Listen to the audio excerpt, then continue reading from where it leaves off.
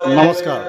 আজি বাহজানী সেৱা আশ্ৰমৰ যজ্ঞ মহোৎসৱৰ অন্তিমটো দিন আৰু আজিৰে অন্তিমটো দিনা মহাবিষ্ণু যজ্ঞৰ মহাপূৰ্ণাহুতি হ'ব আৰু এই মহাপূৰ্ণাহুতিৰ দিনাৰ পিছৰ পৰাই আজিৰ অনুষ্ঠানৰ সামৰণি পৰিব।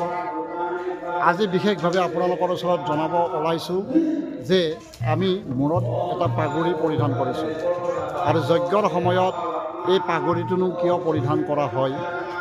আমি প্ৰত্যেকজন পূজাৰীয়ে ইয়াত যিমানজন আছে আমি প্ৰত্যেকেই এই পাগুৰি এটা পৰিধান কৰিছোঁ। যিসকল পূজাৰী হয় তেওঁলোকে ইয়াত এটা পাগুৰি পৰিধান কৰিছে, অৰ্থাৎ চুষ্ণিক বুলি কোৱা হয়। এই চুষ্ণিক এটা পৰিধান কৰিছে আৰু এই চুষ্ণিকনো আমি কিয় পৰিধান কৰিছোঁ, ইয়াৰ তাৎপৰ্য কি আহক আমি জানিবলৈ চাওঁ। এই চুষ্ণিকৰ তাৎপৰ্য এয়া প্ৰদীপ শৰ্মা, এখেতৰ ঘৰ নলবাৰী জিলাৰ সৰুনদীত হয়। বিভিন্নজন পুৰোহিত বা বিভিন্ন ব্যক্তিয়ে অসমখনৰ ইমূৰৰ পৰা সিমূৰলৈকে এখেতে বিভিন্ন যাগ যজ্ঞত ইতিমধ্যে বিভিন্নজন লোকে দেখিছে নিশ্চয়।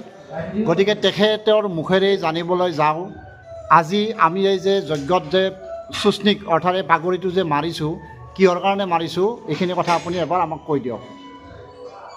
মানে এদিনাখন যেতিয়া যুধিষ্ঠিৰে যজ্ঞ পাতিছিলে অশ্বমেধ যজ্ঞ, তেতিয়া বশিষ্ঠ ঋষাদি যাজ্ঞিক মণ্ডলীক সুধিছিলে যে আচলতে পাগুৰি মাৰি পেলাই কিয় আহুতি দিব লাগে। তেতিয়া তেওঁ কৈছিলে যে স্বস্তিক মস্তক বিনা হোমজ গুৰুতে ৰাজন তক্ষ চক্ষু বিনা চাই হতাশ বিকলং ভৱে।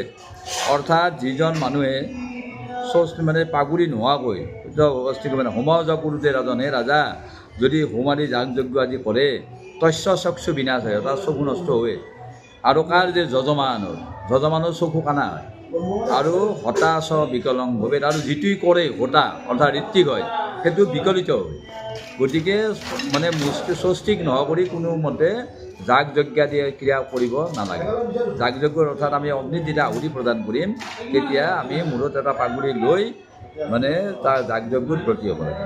এই ব্ৰতী হ'ব লাগে। এইটো মানে কথোপকথন যুধিষ্ঠিৰৰ অশ্বমেধ যজ্ঞত বশিষ্ঠ আদি ঋষিসকলে, ভৰদ্বাজ বশিষ্ঠ আদি ঋষিসকলে ইয়াৰ উক্তি দিছে।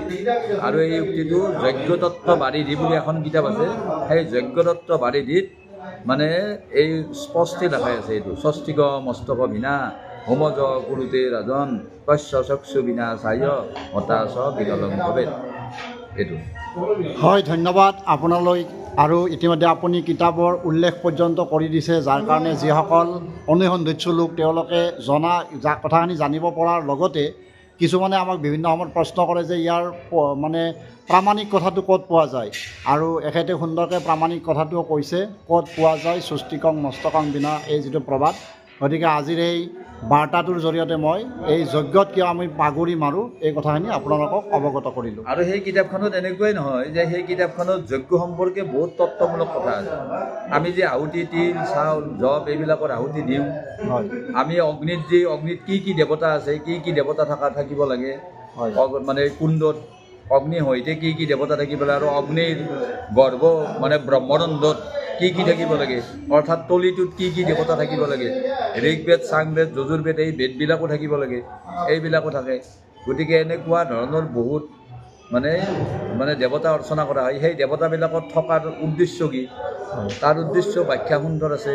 তাৰপাছত আমি সমস্ত দেৱ দেৱীক আজি পূজা অৰ্চনা কৰিছোঁ, সেই পূজা অৰ্চনা কৰাৰ যজ্ঞৰ লগত সেই দেৱ দেৱীৰ সম্পৰ্ক কি, সেই সমস্ত তত্ত্ব এই মানে যজ্ঞ তত্ত্ব বাৰিধিত পোৱা যায়। আৰু তাৰ লিখক হ'ল সচ্চিদানন্দ সৰস্বতী। ঠিক আছে, ধন্যবাদ। পৰৱৰ্তী সময়ত এখেতৰ জৰিয়তে আমি হয়তো আকৌ জানিবলৈ চাম যে যজ্ঞ কুণ্ডত কোন কোন দেৱতা থাকে। যদিও আমি কিতাপখন আজিলৈকে পঢ়া নাই বাৰু, পৰৱৰ্তী সময়ত পঢ়িবলৈ যত্ন কৰিম আৰু লগতে পৰৱৰ্তী সময়ত জনাবলৈ চাম যে যজ্ঞ কুণ্ডত কোন কোন দেৱতা থাকে বা কি হয়।